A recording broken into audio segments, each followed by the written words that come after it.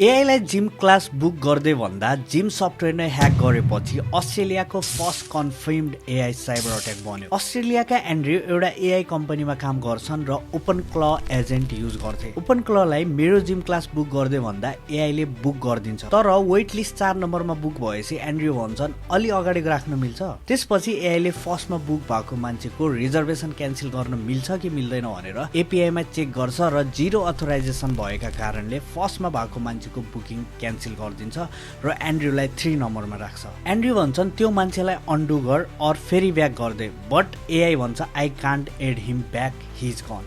एन्ड्रयूले कसैलाई डिलिट गर भनेको थिएन, एआईले आफै डिसाइड गर्यो गोल एचिभ गर्न यदि यस्तो गर्न मिल्छ भने गर्छु।